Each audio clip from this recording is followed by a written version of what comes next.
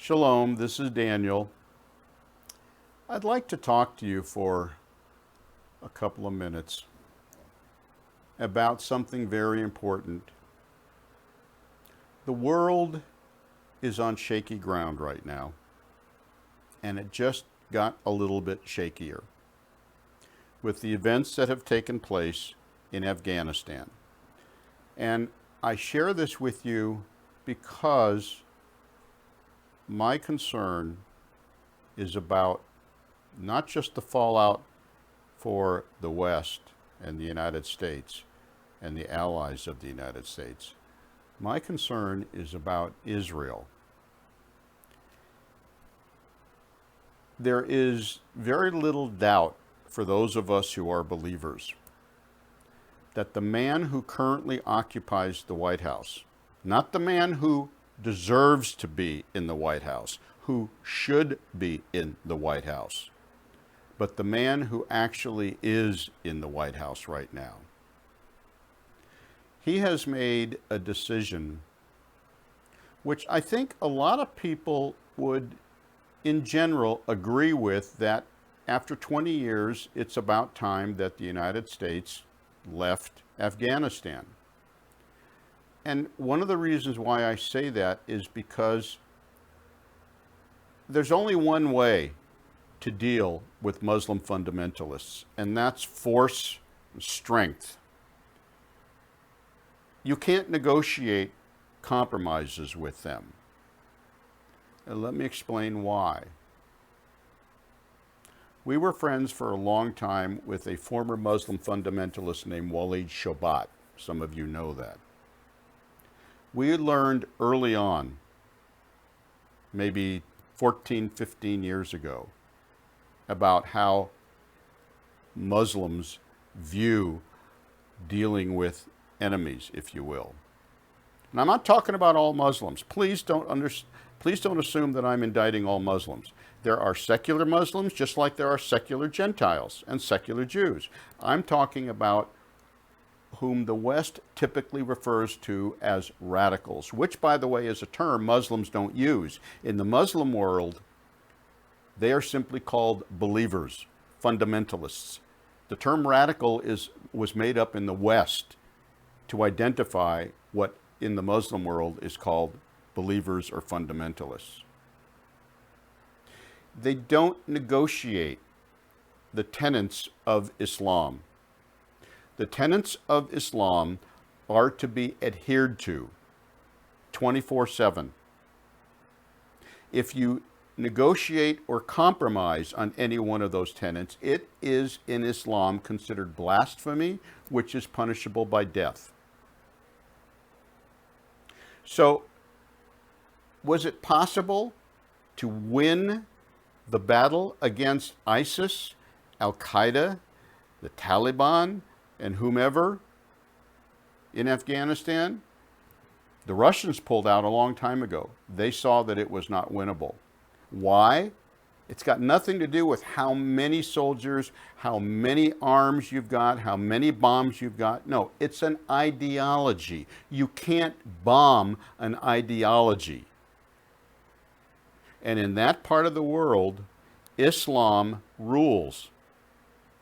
So the United States stayed for 20 years. It cost anywhere between $2 and $3 trillion, approximately 2,500 U.S. lives.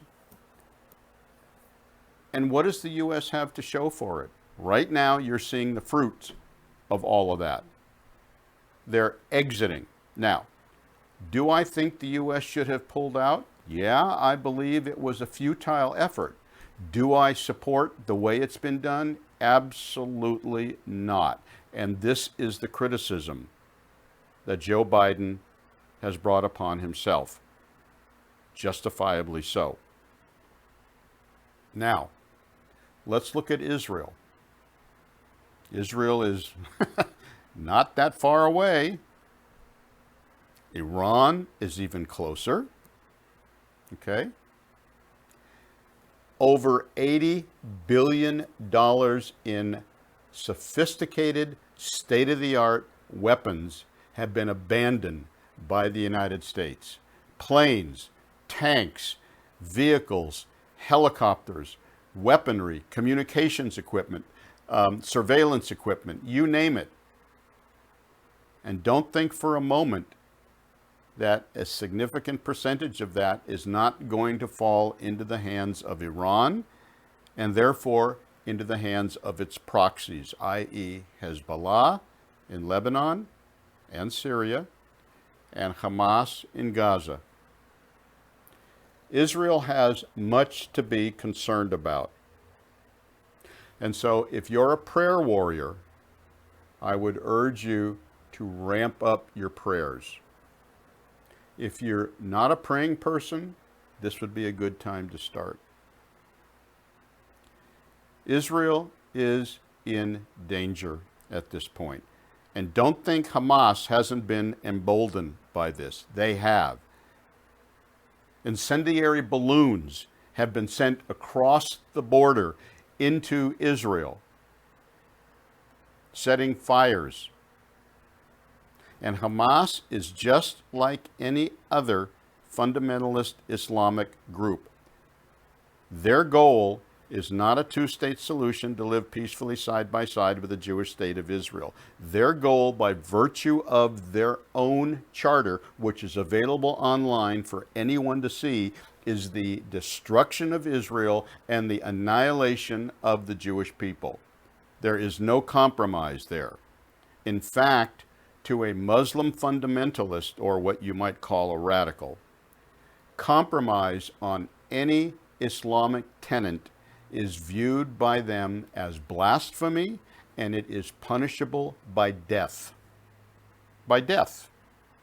There's no compromising there. Do you know that the poor people in Afghanistan now are going to put rewind on, and they're going to go back to a time 20 plus years ago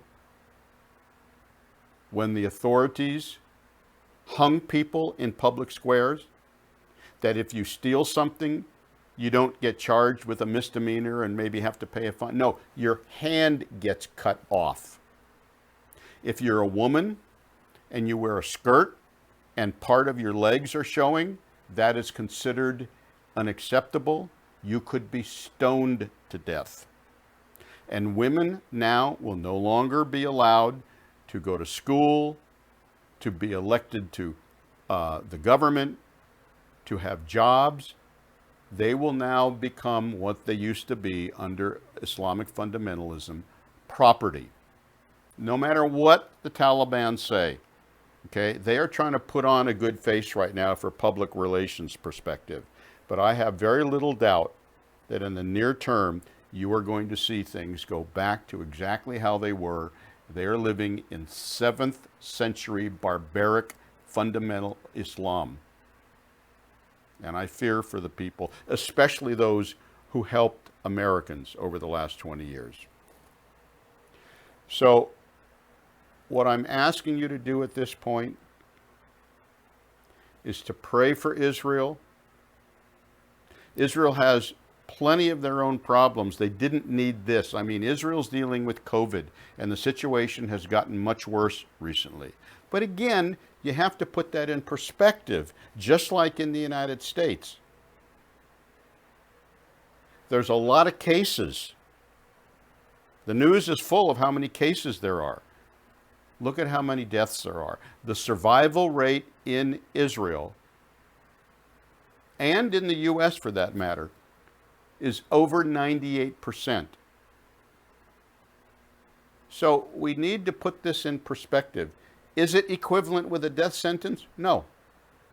Can it be treated effectively? Yes, it can. And it can be treated with cheap, effective drugs. I don't want to go into a whole thing on COVID. That's for another time. But right now, given what's happening in Afghanistan, I'm asking you to take time, contact your friends, get prayer groups together, do Zoom meetings or what have you, and please pray for Israel.